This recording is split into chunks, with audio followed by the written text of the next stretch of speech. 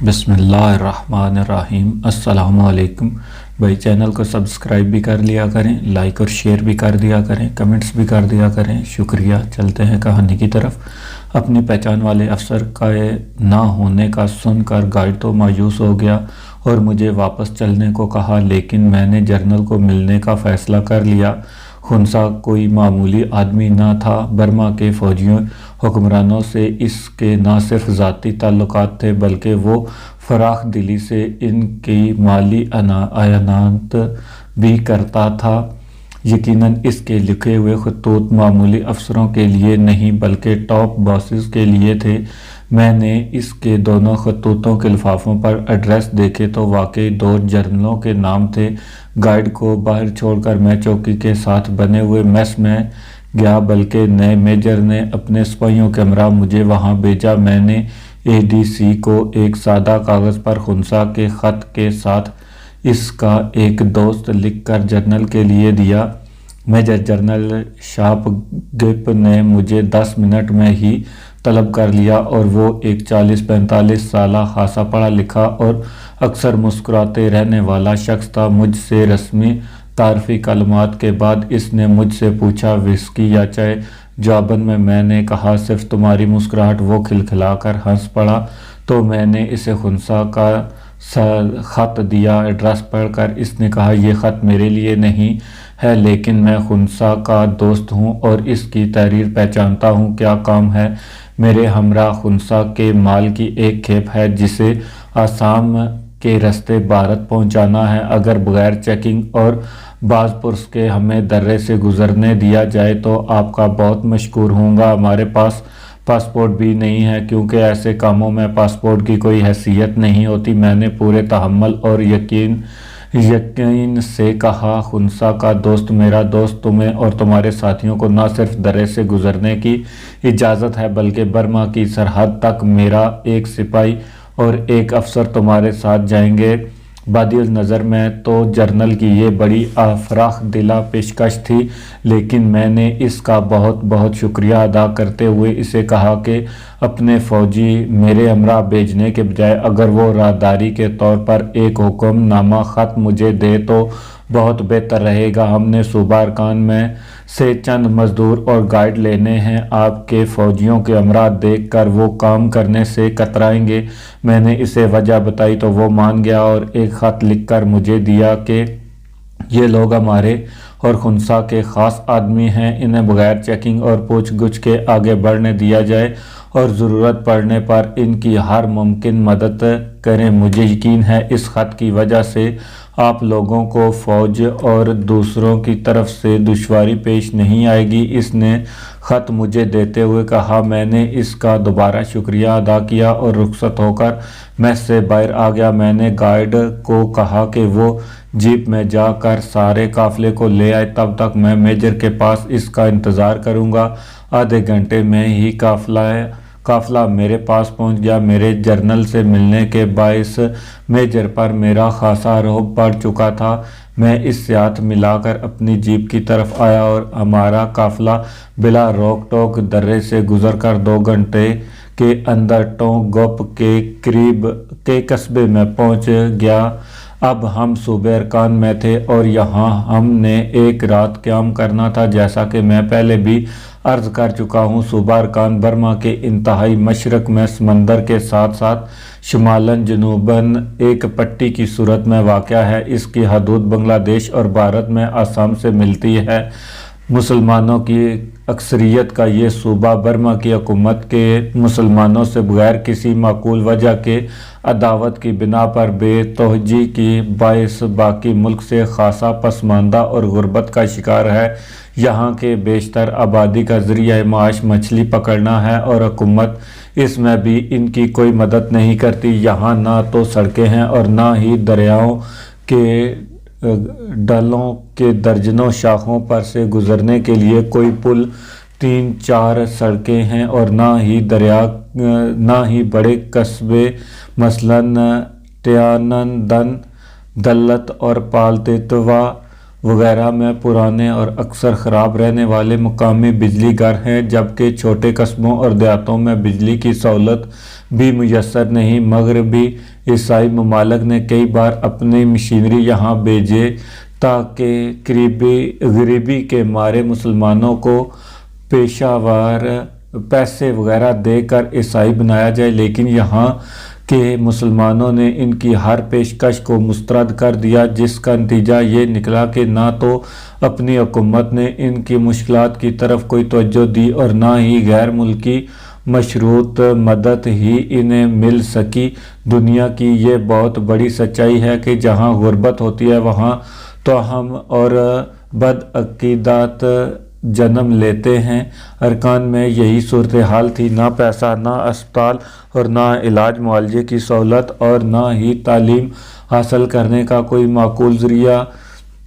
بے یقینی کی اس مسلسل کیفیت کے باعث وہاں جادو ٹونے وغیرہ عملوں اور فوری کایا پلٹ کرنے والے بدعہدوں نے جنم لیا۔ کراچی کی طرح وہاں بھی عملوں اور جادوگروں کی بھرمار تھی۔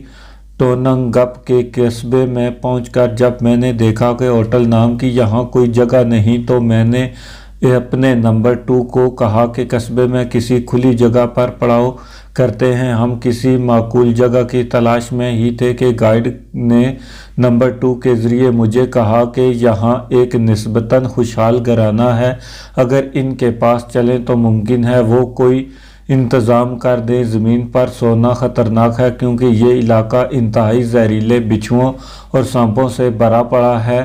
علاوہ ازیں مجھے آئندہ سفر کے راستے کا بھی اچھی طرح سے علم بھی نہیں ہے۔ میں عبداللہ کی باتوں سے تذبذب کا شکار انہی خیالوں میں مزید 2 روز کھویا رہا تاکہ اماوس کی رات والا دن آ گیا۔ سر شام ہی میں اپنے سارے امرائیوں سمیت عبداللہ کے گھر جا پہنچا۔ وہ پہلے ہی تیار تھا۔ اس نے بتایا کہ اس کے پیر صاحب نے اس کے لڑکے کو ہمارے ساتھ جانے کی اجازت دے دی ہے۔ عبداللہ نے بتایا کہ قصبے کے باہر اس جادوگرنی کی کٹیا ہے اور ہمیں رات 11 بجے وہاں پہنچنا ہے۔ ہمارے سارے امرائی جادوگر کا تماشا دیکھنے کو بے تاب تھے۔ میں نے انہیں کہا کہ قصبے سے کھانا کھا کر رات 10 بجے یہاں پہنچ جائیں۔ میں نے عبداللہ کے ساتھ کھانا کھایا اور رات 10:30 بجے ہمارا قافلہ جادوگرنی کے ٹھکانے کی طرف روانہ ہو گیا۔ قصبے سے تقریباً 6 میل دور درختوں کا ایک جھنڈ تھا۔ دور دور تک کوئی آبادی نہ تھی۔ کٹیا کے قریب آگ کا الاؤ روشن تھا، جس کے سوا ہر سو گپ اندھیرا تھا۔ چاند تو تھا ہی نہیں، ستاروں کو بھی ہلکے بادلوں نے ڈھانپ رکھا تھا۔ ہوا بالکل بند تھی، ایسا سناٹا تھا کہ دل خواہ مخواہ گھبرانے لگا۔ ہم نے الاؤ سے کچھ فاصلے پر اپنی جیپیں کھڑی کر دیں۔ الاؤ کے گرد 10-15 آدمی بالکل خاموش کھڑے تھے۔ سامنے ہی ایک کٹیا تھی جس کے باہر سیاہ چادر میں لپٹی ایک 25-30 سالہ عورت بیٹھی تھی۔ اس عورت کے بال خشک اور کھلے ہوئے تھے اور گلے میں اس نے بہت ساری مالائیں پہن رکھی تھی۔ یہ عورت کسی نافہم زبان میں منتر پڑھ رہی تھی۔ عبداللہ نے مجھے بتایا کہ یہ عورت جادوگرنی کی بیٹی اور چیلی ہے۔ ماں کی زندگی میں یہ جادوگرنی اس کے شاگرد تھی اور ماں کے مرنے کے بعد اب یہ جادوگرنی ہے اور اس کی بیٹی اس کی شاگرد ہے۔ اس کے پاس کوئی مرد نہیں۔ لوگوں کے کہنے کے مطابق ہر جادوگرنی کے صرف ایک لڑکی پیدا ہوتی ہے۔ اس کا باپ بالکل اجنبی ہوتا ہے اور چند ماہ کے اندر ہی مر جاتا ہے۔ جادوگرنی ابھی تک کٹیا میں ہی تھی۔ میں نے غور سے سنا تو کٹیا کے اندر سے بھی منتروں کے چاپ کی آواز آ رہی تھی۔ عبداللہ نے اس عورت کے قریب جا کر کچھ کہا۔ اس نے سر ہلا کر اچھا کہا اور منتروں کا جاپ جاری رکھا۔ میں نے سوالات کا پرچہ عبداللہ کو دیا۔ عبداللہ نے سوال پڑھے اور پرچہ اپنی جیب میں رکھ لیا۔ آگ کے گرد کھڑے لوگ خشک ٹہنیاں اور لکڑیاں اپنے ساتھ لائے تھے جنہیں وہ تھوڑی تھوڑی دیر بعد آگ میں ڈال دیتے تاکہ الاؤ کی آگ کم نہ ہو۔ موسم خاصا خنک تھا۔ اس عجیب اور خوفناک ماحول میں سب کی نظریں کٹیا کی طرف لگی ہوئی تھی۔ 12:30 کے قریب وہ عورت کٹیا میں گئی اور ایک خاصا بڑا لگن لا کر الاؤ کے قریب رکھ دیا۔ کٹیا کے اندر سے ہی وہ پانی سے بھرے 2 بالٹیاں لائی اور ان کا پانی گیلن میں ڈال کر اسے لبالب بھر دیا۔ لگن میں الاؤ کی آگ کے رقصاں شعلے صاف دکھائی دے رہے تھے۔ عبداللہ نے مجھے کہا کہ لگن کے قریب جا کر کھڑے ہو جاؤ تاکہ لگن میں ہونے والے طلسم کو بخوبی دیکھ سکو۔ ادھر میں دل میں سوچ رہا تھا کہ جب جادوگرنی باہر آ کر اپنا کمال دکھائے گی تو میں اس کے ایک ایک حرکت کو بخوبی نوٹ کر کے اس کی چالاکی اور شعبدہ بازی کو بھانپ لوں گا اور سب کے سامنے اس کی جادوگری کا پول کھول دوں گا۔ تھوڑی دیر بعد جادوگرنی کٹیا سے برآمد ہوئی۔ اس نے صرف ایک سیاہ چادر سے اپنا جسم کو ڈھانپ رکھا تھا۔ اس نے بھی گلے میں منکوں کی تسبیحوں مالاؤں کے علاوہ رسی میں پرائی 3 چھوٹی انسانی ہڈیاں پہن رکھی تھیں۔ اس کا رنگ سیاہ تھا اور کانٹوں کی طرح سخت کھلے بال سر کے اطراف پھیلے ہوئے تھے جن پر کئی رنگ چھڑکے ہوئے تھے۔ سب سے نمایاں اور خوفناک اس کی آنکھیں تھیں، حلقوں سے باہر نکلی ہوئی۔ اس کے بالکل سرخ آنکھوں میں اتنی چمک تھی کہ ان پر نظر جمانا مشکل تھا۔ میں سوچ رہا تھا کہ ضعیف الاعتقاد لوگوں پر مشتمل تاثر جمانے اور جادو رنگ دینے کے لیے یہ ماحول پیدا کیا گیا ہے۔ میں اب اس انتظار میں تھا کہ کب وہ اپنا جادو کھیل شروع کرے اور میں اس کے اس سارے ڈھونگ کا پول کھول دوں۔ اس کی چاپ میں تیزی آتی جا رہی تھی۔ تھوڑی تھوڑی دیر بعد وہ آگ میں مٹھی بھر کر کوئی چیز پھینکتی جس سے آگ اور زیادہ بھڑک اٹھتی۔ چاپ کے دوران اس نے 2-3 بار میری طرف نظر بھر کر دیکھا اور دھیمے سے مسکرائی۔ اس کی سرخ آنکھوں میں اتنی چمک اور ہیبت تھی کہ اس کی تاب نہ لاتے ہوئے میں نے اپنی آنکھیں فوراً نیچے کر لیں۔ اس نے چاپ ختم کیا تو ارد گرد کھڑے لوگوں نے ہاتھ جوڑتے ہوئے بربری زبان میں سوال کیے جن کے اس نے مختصر جواب دیے۔ جواب ملتے ہی وہ لوگ وہاں سے جانا شروع ہو گئے۔ اب عبداللہ آگے بڑھا۔ میرے لکھے ہوئے سوالوں کا بربری زبان میں ترجمہ کر کے وہ اسے سنانے ہی لگا تھا کہ جادوگرنی نے ہاتھ بڑھا کر عبداللہ سے پرچہ لیا اور اسے آگ میں ڈال دیا۔ میں لگن کے بالکل قریب کھڑا تھا اور جادوگرنی مجھ سے 4-5 فٹ دور بیٹھی تھی۔ اچانک ہی وہ نہایت صاف اور سلیس اردو میں مجھ سے مخاطب ہوئی۔ مسٹر سلیم اور رابرٹ مائیکل، اپنے سوالوں کا جواب کس زبان میں سننا چاہو گے؟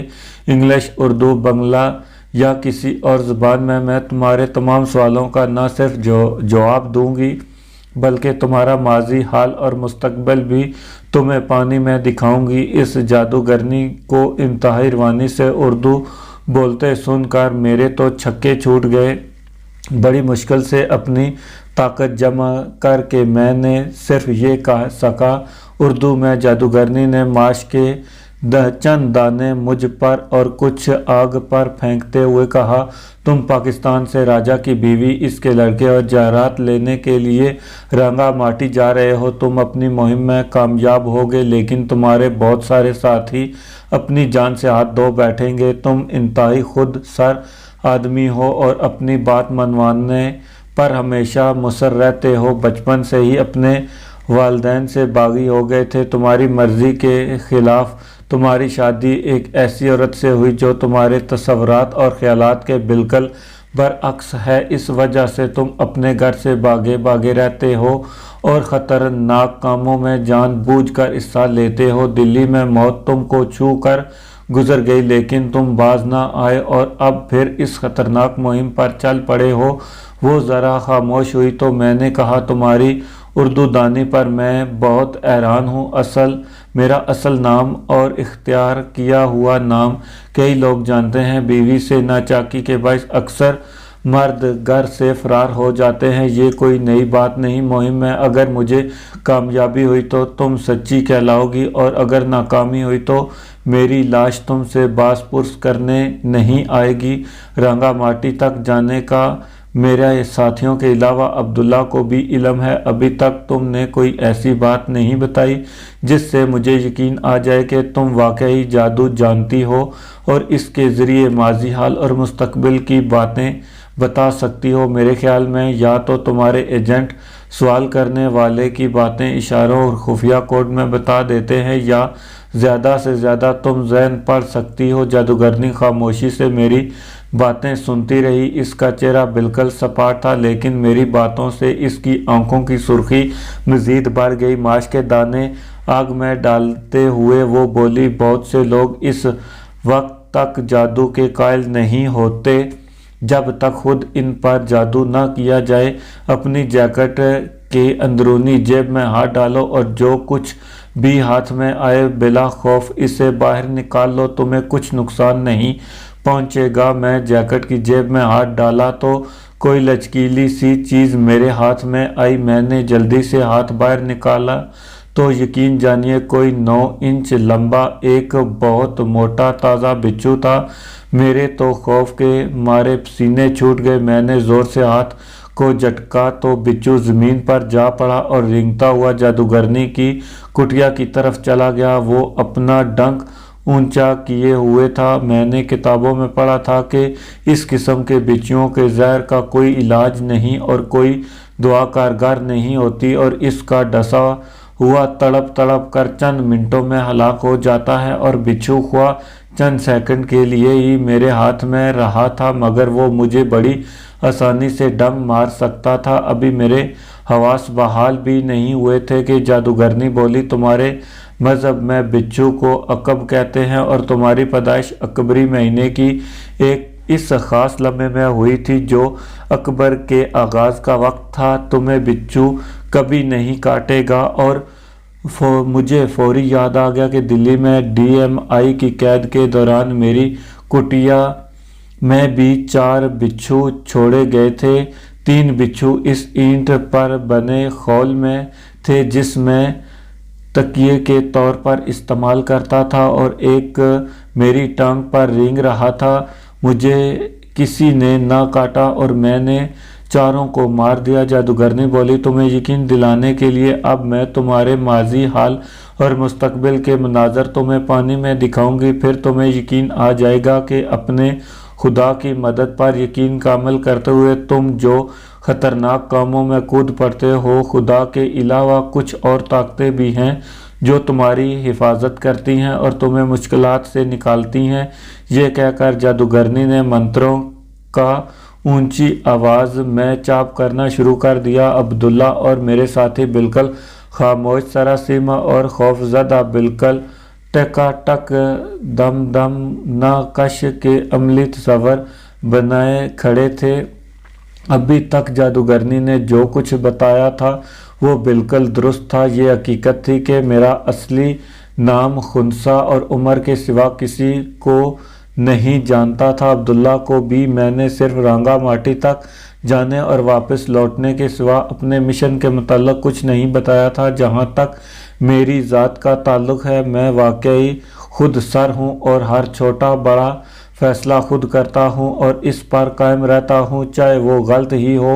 خوشحال والدین کی اکلوتی اولاد ہونے کے باعث ان کے لاڈ پیار نے مجھے بگاڑا تو نہیں تھا، لیکن جب والد صاحب نے اپنا یہ فیصلہ سنایا کہ میں CSS کا امتحان پاس کرنا ہوگا چاہے 3 سال لگ جائیں، تو میں گھر سے بھاگ کر چٹاگنگ اور پھر سری منگل کے چائے کے باغات میں ایک غیر ملکی کمپنی میں بطور افسر ملازم ہو گیا۔ گھر سے پہلی مرتبہ بھاگنے کے بعد میں اپنے والد مرحوم کی زندگی میں صرف 2 بار گھر آیا اور وہ بھی مختصر